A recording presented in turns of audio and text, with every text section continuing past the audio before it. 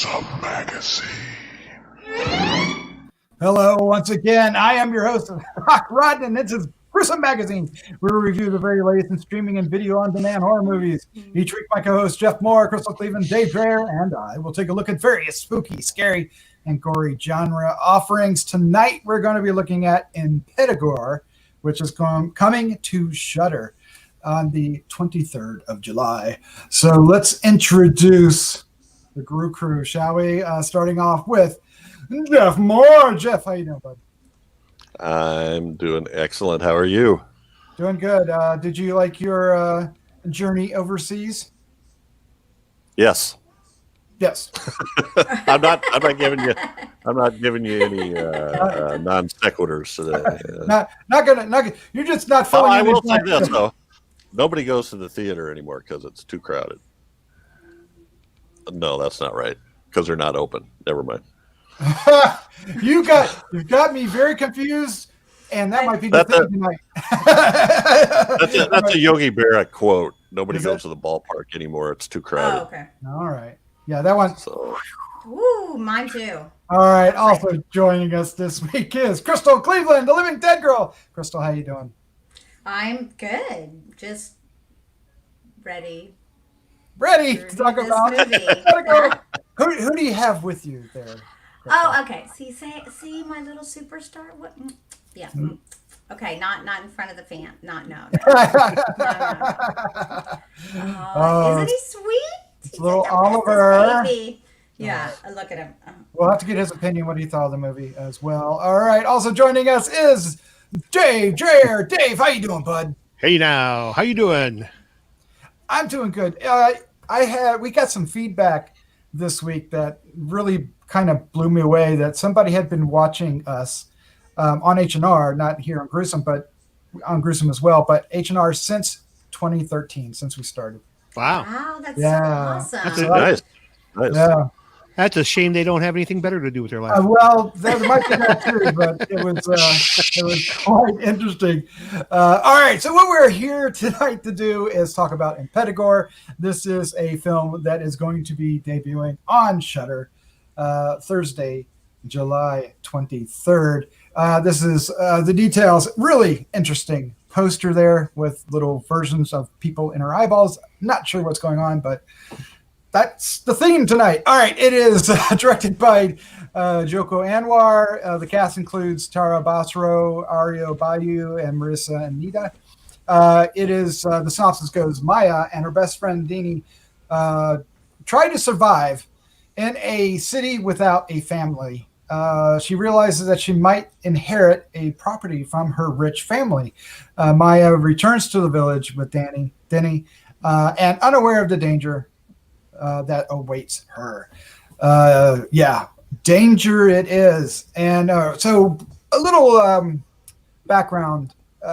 We like this director because the director did Satan Slays, and we reviewed that last year, and we really dug that particular film. So we were excited to see this. Now we need to share our first impressions. What did we think? And Dave, you caught my attention in the pre-show, so you're up first. What is your first impression of Impetigore?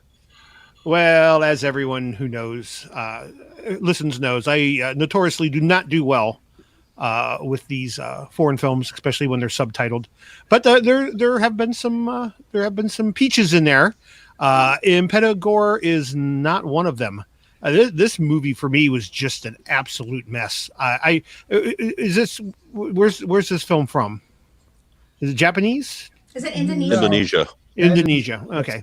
And the dubbing, the subtitling was just absolutely horrendous in this. Or at least I felt it was. I'll be very interested to see what you guys think. But I mean, they would go on these long, in the film, these long vocal diatribes of, in their native language, which I don't want to try to impersonate it because I'll come off as racist. But it would, it was just very long. And then the caption would be, "Is that a tree?" And, and I'm like, what? They had to be saying more than that. Is that a tree? They talked for like 3 minutes. So that, I mean, things like that just really pull me out because it makes me feel like I'm not actually being told what's happening on the screen. And this whole movie was like that. And then there was just weird visuals. It didn't seem to make any sense for the storyline, and it was long. This thing's like an hour and 45 minutes long. This was a gruesome watch for me. There are a couple decent horrific scenes. There's some stuff with some babies, and there's the scene where the little girl kind of peels her skin off, and there's another little girl underneath. And that's kind of good. But I think I texted you at one point, Doc, and said I have no idea what I'm watching. I have no idea what's going on. The best part of this movie was the opening scene for me. Oh, nice. At the toll booth. That was the best part of the movie. Yeah, and the then whole it, setup, yeah, and then it just got bonker. I don't know. We're just going to say it's disassociation because I couldn't follow what was going on. But okay, not much here for this one for me. All right. Well, Dave. What did I call it? Impetigore. That's what I call it. Yes, I was gonna Impetigore, say, yeah. No. Oh no! All right, Crystal, you're up next. What is your first impression of Impetigore? I've got to be careful now that you've said that. So, I liked it more than Dave, apparently, clearly. But this is a weird one. There's a lot to the story here. A lot of backstory, a lot of stuff that's happening, and there seems to be a lot of throat slashing. I don't really understand why everyone in this film really likes throat slashing. It's the way to go, apparently, in Indonesia. But there's a big cultural difference between the way that they live and the way that we live. So that's kind of an interesting thing to watch and see. These two women want to, start their own business, and they are not doing a very good job. And so they see this home as a means to, maybe make their fortune. And unfortunately, when we get to the home, it's clearly, while large, it's a shack and it's run down, and as we all know, it's location, and it's in some sort of really weird, practically vacant town that's not really completely vacant. It's a very, very strange thing happening, and the reasoning and the start of it all is even weirder to me, because it's one mistake or a little mistake that causes an entire village to be cursed. That being said, that's actually what I liked about the movie. I have to agree with Dave. It was kind of boring at points. I found myself having a hard time focusing on the movie. I found myself drifting off at points. It's not horrible. I think the acting was good. I think the cinematography was good. I think the concept was very kind of cool and interesting. Honestly, I think it might be neat to have a remake of this, maybe. I don't know. I'd probably consider watching it. Yeah. So I think it's okay. It's okay. It's got its merits, but overall, it's a little boring. A little boring. Oh no! It had a hard time keeping your attention, capturing and keeping your attention. All right. Fair enough. All right, Jeff, sir, you are up next. What is your first impression of Impetigore? Well, I kind of like this. I think I probably like it a little more than Crystal, and probably a lot more than Dave, but it does have its problems. So, again, like you, I was looking forward to this from after doing Satan's Slaves a couple years ago, I think. And also in looking through the cast, there's a lot of people in this. There's some of the people in this were also in Satan's Slaves, and some of the other ones are in some well-known Indonesian films like Killers and Kill Shot was another one, I think. With the Mo brothers. So anyway, I saw some recognizable faces. The thing that I think is missing is it doesn't have I didn't get any real chills or fear factor from it, if that makes any sense. I enjoyed the story. It kept me involved. I was seeing where things were going. I guess I wasn't bored. In fact, I watched this twice. As Jeff does. as I do at times. So I don't know. I enjoyed it. It's not great. It's missing something. It's not getting the, you know, good cinematography, good acting. I thought too, especially at the beginning in the toll booth scene at the beginning, Dave, that there was so much talking going on. I couldn't read I couldn't look at anything except read the subtitles.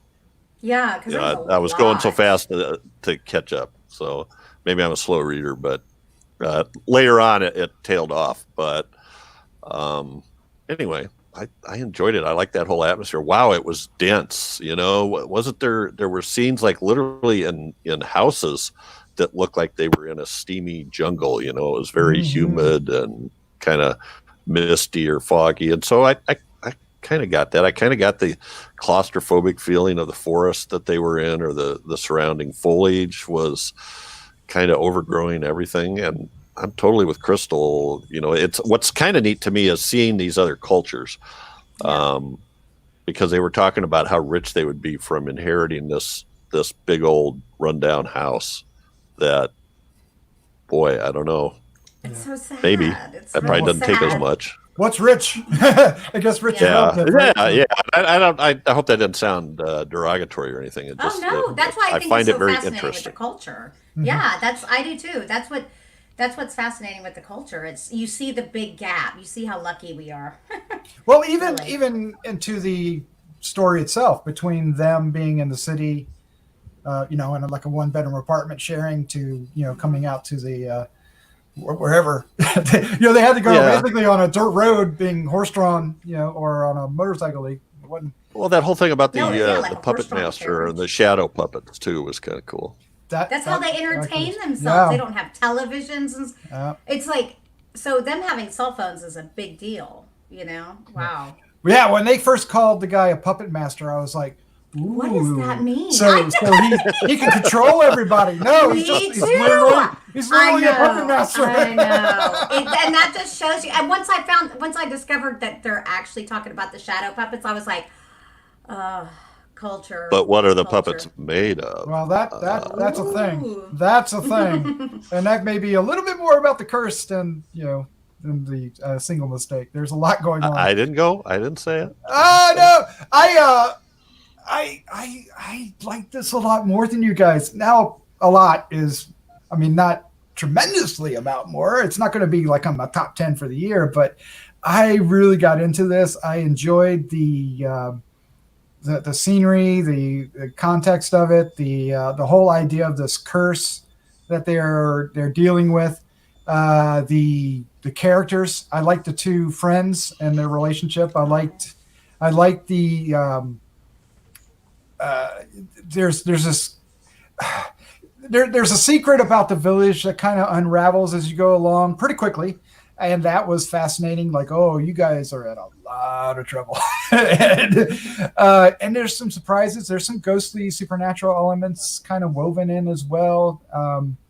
I wonder if even though I liked it seemingly more than the three of you, we'll find out when we get to our scores, if there's a lot lost in translation, like, that the context of where this village is and the house, being there at the village, because it also owned a lot of land, right? Mm-hmm. And maybe that means more than we realize. And because the house itself was, when in the flashbacks, when it's not run down, it is a lot more impressive, right? If it was in that shape, then you would say, okay, that would be, that could be something that somebody would want to go after. A rundown shack where it looks like it's getting ready to, they literally warned them, hey, the roof might fall in on you. You shouldn't stay there. Maybe a sign that it's not going to be worth much, But, it has a graveyard, so that's always good, right? And then there's a creepy thing in the woods. And then... that's sad. Yeah, it is. It's meant to be creepy and scary, and then it does have kind of a sad twist to it. And then, of course, we have, younglings in trouble. And that's always interesting. It's always kind of like icky and there's not ample amount of gore, especially compared to like Saint and Slave, but there is moments where they suddenly throw gore at you, and in some ways that has some impact, right? A little bit more impact when all of a sudden, whoa, right? As opposed to there it is, there it is, there it is. Maybe. So I guess I liked it a little more, but I'm into this kind of stuff, so I don't know if that's fair. I don't know. Am I crazy? Help. No, I liked it too. There's a lot going on, and there's a lot of good things to the story, and I think the story is the best part of this movie, though.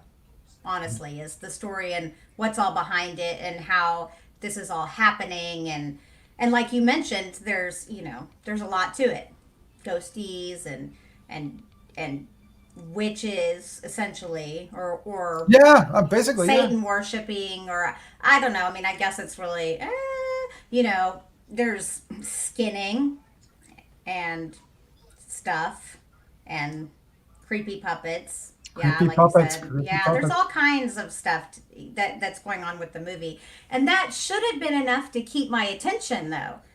But it But wasn't. it wasn't. Mm. Yeah, I just found myself being like, what?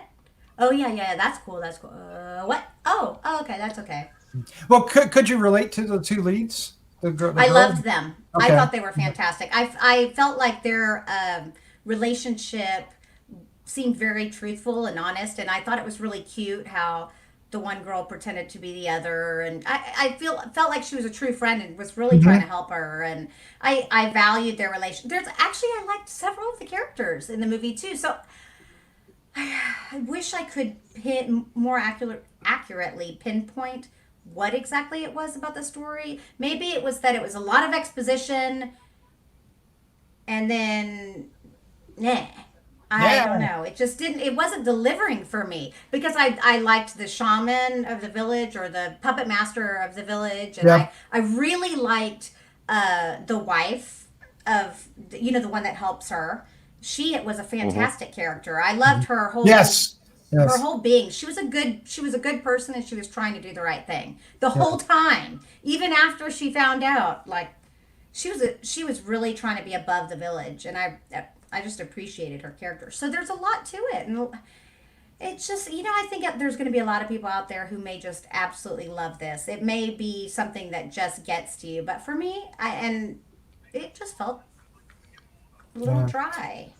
There was some Go there was ahead. some interesting camera work too. There was one point where I think when they first get to the house and they're laying in bed, and we get a shot looking at Maya laying in bed, and over her shoulder we see the door into the next room, and there's a weird noise, and the camera turns up and looks, and then goes back down on her, which I thought was kind of interesting. I mean, it didn't wait for her to, and then when she got up, the camera went with her, but then the camera goes off on another track, different, kind of circles around, and that's something that we found in some other Indonesian filmmakers. Another one was when after they captured Din, and when we first see her predicament, Yeah. Yeah, the camera yeah. does a lot of moving around that I thought was kind of was effective, and gave you a really weird, I don't know. It made you uneasy. Sorry. Yeah. Yeah, it certainly did. Did. Dave, a couple things happened that I thought you would find interesting. Is that there was, to me, references to other horror films, not directly by naming them, but by including similar elements. The ending, with the truck, felt very Texas Chainsaw Massacre. Chainsaw Massacre. Yeah, for sure. Yeah. And there's elements of Freddy Krueger and to some, with burying the bones, right? Kind of like in part 3, it doesn't work out the way you want, or maybe it does. Who knows, right? So, I was wondering if you caught that, or were you just so disinterested by that time? I mean, obviously they were rather apparent. So yeah, you caught them. But yeah, at the end of the day, I didn't even look at them so much as homages, and I wasn't even sure that they were an homage. Quite frankly, I was just so lost in what was going on. I mean, in my mind, I thought it, but I'm like, I don't know if that's true or not. If that's why that's there. Are you just reaching? Yeah, I mean, it very much seemed it seemed kind of like if David Lynch would make a bad foreign film. That's how this was. I mean, I kept waiting for like the log lady to dance in and start doing something, and the midget to walk in backwards and speaking language. There was all kinds of like, what was that scene with the old lady dancing around and she's like doing some ballerina thing? And yes. I mean, yeah, I'm like, what? You know, so to me, it kind of had that. It's like, all right, well, the filmmaker knows what he means, but to me, this just looks weird. And, you know, not that it was poorly shot or poorly constructed or anything like that. It just didn't make any sense. Yeah. So I do like the style of this director. I'm excited to see what else he does. Jeff, is there any last thing here before we give our final thoughts? Is there any WTF moments for you? Well, yeah. Hard to say without spoiling, right? Yeah, I mean the scene with the puppet master and his mother. I thought that was a surprise for me. That's not what I expected to happen. Also, Dave mentioned the little girl who shows up in the truck cab. That was good. That was good, and that was a good effect too. And what was up? And maybe I missed something, but what was up with the? And again, this could be spoilers, so if it is, I apologize. But I really want to know how the hell this was after the toll booth scene, and the chick sitting on the crapper, and she redigs open her wound and pulls out that little scroll. What the hell is that all about? What is she, a fortune cookie now? They showed it. They showed the dad putting it in her leg. It was there. So the guy at the beginning of the movie was trying to cut it out when they shot him. Yeah, it was protection. It was like a scroll. Protection from the spirits. That's why she didn't see the spirits before then. So did she? But that guy at the beginning, did he want her, or was he just trying to get the protective scroll then? I think he was trying to show her what it was all about. Okay. Yeah. Or find out that she was who he thought she was. Yep. Okay. Well, also, one of the things about that scroll is it kept her from seeing the spirits, from being haunted by the girls, because she was haunted. And that's why the dad did it. And so as soon as that was gone, she started seeing the spirits. And he wanted her to take away what had happened. And I think one of the ways to take away what had happened was to... Also, she needed to know. I think it was obvious she didn't know who she was. She went by a different name. Well, it pretty much looked like he was going to kill her, right? He had his machete way up in the air, ready to. But I wonder. I don't know. He might have been just trying to knock her out because what everyone was saying is, don't. What they had to do. I don't want to give anything away, but I don't know. I don't know that a machete is a good thing to knock him out with. Maybe he was just going to clean her teeth. Maybe he's just a dental hygienist. Yeah, maybe. It's hard to say. Oh, Dave. Gosh. I get you, Crystal. I get you. Because there was that. Well, his wife was the one that was saying, "Yeah, we don't want to hurt her," whereas these other people think we should. Yeah. So, anyway. Well, they say it a couple times. The two guys also, when they have Dini, they talk about don't bleed her. So there's a reason why. Yeah, don't cut her skin. Yeah, because they wanted her. Mm-hmm. Yep. So there's a reason. All right, let's wrap this up. Let's give our final thoughts, our score, and favorite scene. But before we do, if you're listening to this and you like what you see, hit the subscribe button down below. Hit the like button if you like it. Hit the dislike if you don't like it. Either way. And I like that, Crystal. Thank you. Also, hit the bell because you'll get notified from me. I'm too close. And leave some comments. The bell somewhere. Yeah, leave some comments. People have been commenting, and if you're watching and you commented, just to let you know, I love it. You guys are really making my day with the comments. Thank you so much. Too. Even if you don't like us, I like that too.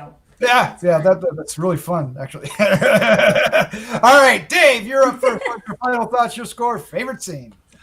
Well, surprise! I am not recommending this one. If you like foreign films, if that's your thing, you may like this. This was not for me. I'm giving this a 1.5. I tolerated this movie. There are some there are some decent effects, and stuff like that. But overall, it's overly long and very confusing watch. Mm-hmm. So yeah, favorite scene though, I'm gonna go with the that whole opening scene. Well, probably not the whole opening scene because as Jeff suggests there at the beginning when they're just talking back and forth, it's very rapid and they're not really saying much. But once they start talking about the guy in the weird car that drives by 3 or 4 times and then he shows up and there's that whole confrontation, that was actually really good. I was starting to think, hey, this is going to be something. So that whole scene I thought was actually really well done, well shot, and it was creepy when she has to lock herself in that toll booth, and then he goes to the car and gets that giant fucking machete. Yes. It's like wow. So that was good. But yeah, it's on Shudder. If you want to waste an hour and 45 minutes of your life, knock yourself out. Waste. It's not that. Oh, dang. Did you give it a score? One, yeah, 1.5. 1.5 for me. Exactly. Wow. All I right. did that too, but I was off camera. All right. Crystal, Wow. you are up next. What is your final thoughts, your score, and favorite scene? Okay, clearly I like this more than Dave did. Wow, he just kind of blew my mind. I'm going to give it a 2.5. Oh, okay. That's better than I Yeah. thought. All right. Yeah, no, there's a lot of good things, like I said, but there's just it's lacking punch and vigor. Could use some vigor.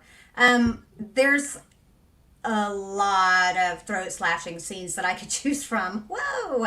But I'm gonna go ahead and go with the puppet master slaying. I really liked that scene. They showed it. Oh, yes. times. It was presented well too, right? Yeah, it was cool the way it was done, and I found it very interesting. Yeah, I like that they made it look like a puppet show in a way. Yeah, and it's like, 'cause it was all, yeah. and then when you find out what really happened, it's even more interesting. I agree. That's a good scene. Jeff Moore, your final thoughts, score, favorite scene, Impetigore. Well, I wanted to mention, and I got to make sure I get the right person. It's Christine Hakim. Is apparently a pretty well-known, accomplished actress in Indonesia, and I thought she was great. She was the grandmother. Yeah, wow. She was. Whoa, was she nasty? Anyway, I thought she was good. I liked all the actors really, but especially the main, the two girls, Tara Basro and Ario Bayu.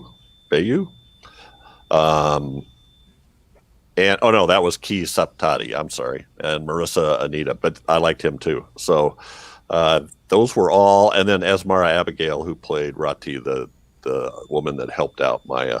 Oh, yes. I thought they were all very good. I liked the cinematography. I liked the setting. I liked the story. It just seemed like it was. I felt like it should have grabbed me more. Or, I don't know. Have a little more tension built in there. I'm not sure what it was. But anyway, I'm giving this a 3. And favorite scene. Well, this is interesting because I put down 3 different scenes because I figured I wouldn't get to use my first one. And we haven't picked any of them yet? No, we haven't picked any of them. So now I got to decide. One of them's a pretty big spoiler, so I won't say that one. So I'm going to, that's a spoiler too. So I'm going to take the little girl in the truck cab. Yes. Okay. Well, Good job. and when she emerges, that was like, whoa, what was that? Yeah, that was like unexpected and gory and fun. Yes. Yep.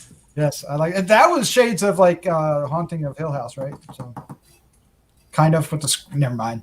I'm not going to go No. there. No. Well, I was thinking Hellraiser actually, but well, in that respect, yes. I was thinking the truck thing, the car and the truck. Yep. It doesn't matter. I like this actually, Jeff. I liked it the same as you. I was going to give it a 3. So there you go.